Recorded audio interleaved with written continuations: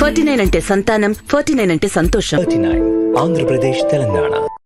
పక్క రాష్ట్రాల నుంచి వచ్చి మన రాష్ట్రంలో ఇప్పుడు ఎలక్షన్ల దగ్గరకు వచ్చే కొద్ది యుద్ధ వాతావరణం తీసుకొచ్చే మాదిరి దాడి చేసి కుట్రపూరితంగా నిందారోపణలు చేసే కార్యక్రమం పెద్ద ఎత్తున రాష్ట్రంలో ఇప్పటికే మొదలుపెట్టారు. కాబట్టి మా గౌరవ ముఖ్యమంత్రి జగన్మోహన్ రెడ్డి గారు ఈ ప్రతిపక్ష పార్టీలు చేసే నిందలని కుట్రలని ఏ విధంగా తిప్పికొట్టాలి, దానికి మనందరం సమాయత్తం కావాలి అని ఒక దశ దిశ నిర్దేశించేదానికే ఈ బహిరంగ సభ ఏర్పాటు చేశాం. దానికే ఈ బహిరంగ సభ రాష్ట్ర వ్యాప్తంగా కూడా ఉన్న 26 జిల్లాల్లో 175 నియోజకవర్గాల్లో 4 నుంచి 5 ప్రాంతాల్లో ఈ సభలు ఏర్పాటు చేసే విధంగా మా ప్రభుత్వం, మా పార్టీ అన్ని ఏర్పాట్లు చేయటం జరుగుతుంది. అందులో మొట్టమొదటిది ఉత్తరాంధ్ర జిల్లాలో అత్యధిక శాతం బీసీలు ఉండే ప్రాంతం, గిరిజనులు ఉండే ప్రాంతం.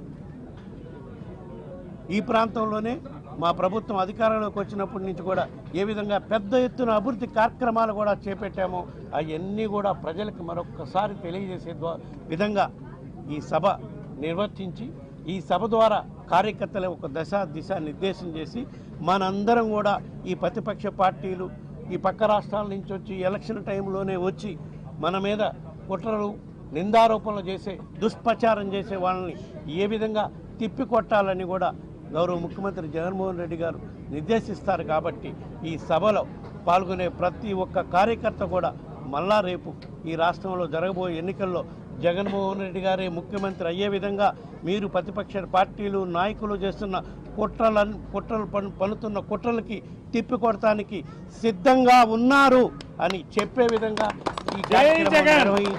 ఈ రాష్ట్రానికి సంబంధించిన వాళ్ళు ఈ దేశానికి సంబంధించిన వాళ్ళు దేశాన్ని ఉద్ధరిస్తామంటే, లేదు ఈ రాష్ట్రాన్ని ఉద్ధరిస్తామంటే అది ఎక్కడ సంబంధిస్తాం? ఆలోచించేమని కోరుతున్నాను. ప్రజలందరినీ కూడా ఈ మీడియా సాక్షిగా అడుగుతున్నాం. ఇవాళ మేము చెప్తున్నాం, ఏదైనా ఉత్తరాంధ్ర ప్రాంతంలో జరిగింది, అభివృద్ధి జరిగింది అంటే అది స్వర్గీయ రాజశేఖర రెడ్డి గారి హయాంలో, మళ్ళీ జగన్మోహన్ రెడ్డి గారి హయాంలో జరిగింది తప్ప ఎవరు వచ్చేదే. ఏ కార్యక్రమం మాయలు చెప్పారు, మాటలు చెప్పారు.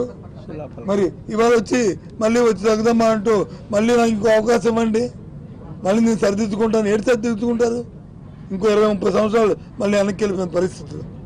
వాళ్ళ దేశమంతా కూడా ఆంధ్ర రాష్ట్రం కలిసి చూస్తుంది.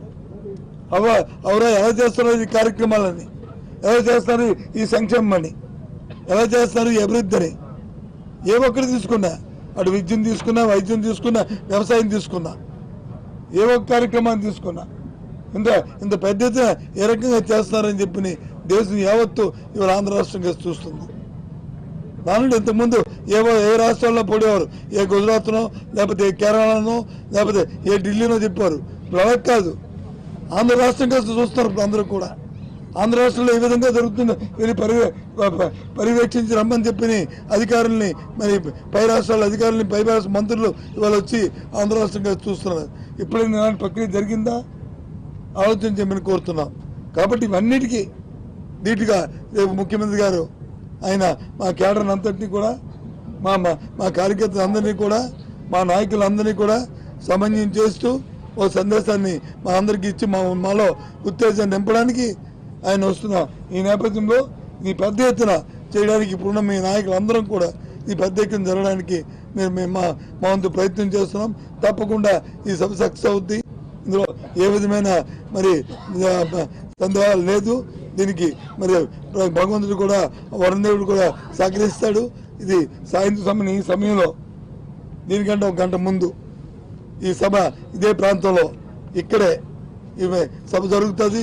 1 గంటన్నర ముందు ఈ సభ జరుగుతుంది. కాబట్టి దీన్ని మరి సక్సెస్ చేయాలని ఆ భగవంతుడు కూడా కోరుతున్నాను. వాతావరణం కూడా అనుకూలించాలని కోరుతున్నాను.